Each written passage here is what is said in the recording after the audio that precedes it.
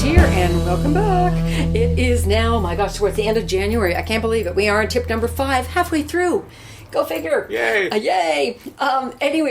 This series, this 10-tip series for any of you who are just joining me, is on creating your best year ever. Having your best year ever, 2012. And so far what we've done is we've kind of gone through and looked at the bigger picture. We've created our vision, for the next 5 years. We've looked at what our theme is going to be for 2012. And then we've got our 1-year goal. And now what we want to talk about today, which is why I've invited James. Remember I said I was going to bring in my husband, James Thorpe, who I think is the king of possibility, which is what today's distinction is all about, possibility.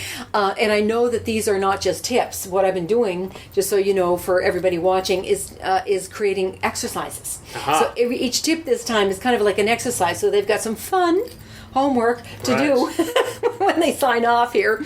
And anyways, James, like I said, is an amazing writer, television and feature writer, actually, and has been in the television world, the hour-long television world, also as an exec producer for years. You've been in that world about for about 15, 16 years. Yeah. And like I said, he truly is the king of possibility, because your exercise, which I'm going to give to you at the end of this session, is all about taking those goals and creating some possibility with them. But I'd like to just kind of hand it over to James and have him share a little bit about how standing in this distinction, possibility, and using it ongoingly can really help you move forward more quickly, more efficiently, more rapidly with those goals that we've set up. Yes, because sometimes we do get stuck with the goals, with the day-to-day, or as I like to call it, the micro versus the macro. Because the micro is, I have to make 10 phone calls today, or I have to write 5 pages today, and we tend to lose sight of the macro, and the macro is really where the possibility comes in. It's like, what would those phone calls make possible? What would writing those 5 extra pages make possible in my career, in my life, in the lives of others? So whenever I find myself getting stuck or afraid, or when the voices in my head take over again, I sort of take myself out of the micro, back to the macro, back to the big picture, to look at, why I'm really doing this at all, what's really going on here, and what's the point of all this. And that's when I get excited again. And that's when making those phone calls or writing those pages doesn't become a chore. It becomes fun, and it becomes a natural expression of the larger vision or the bigger picture. Oh, that's It just brilliant. becomes like the logical next step. Because so many times I think we're thinking, am I making the right decision? Am I doing the next thing? Is this right? Is that wrong?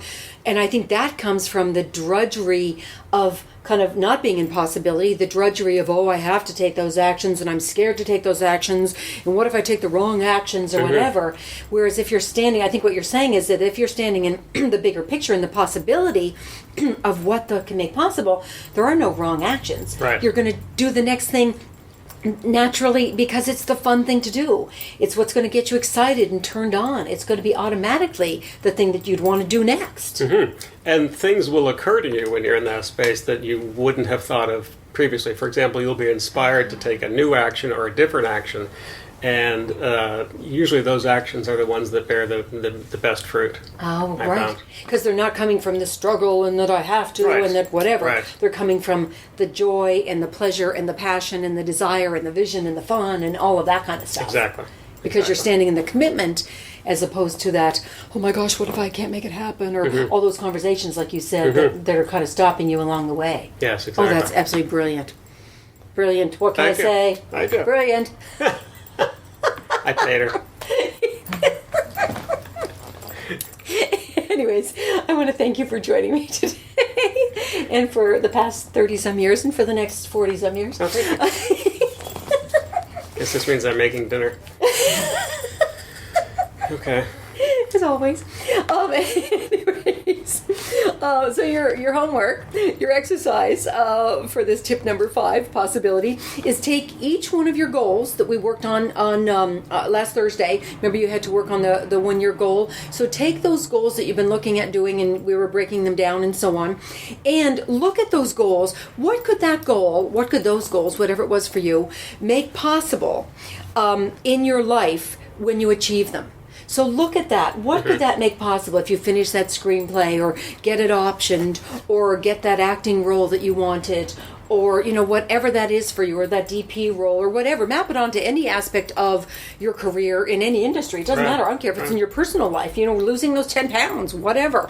What could that goal make possible? Each one. What could it make possible in your life when you achieve it?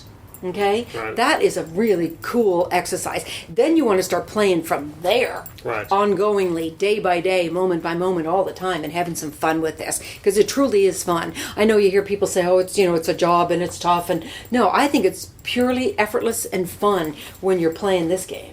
Yes, because then it's a game. When you're because it's all a game. When you're playing standing in possibility and your commitment, and that's it. And guys, I will see you on Thursday. Have some fun with this one. See you Thursday when we work on tip number 6, exercise number 6. Thanks again for joining me, and thank you for joining me. You're welcome.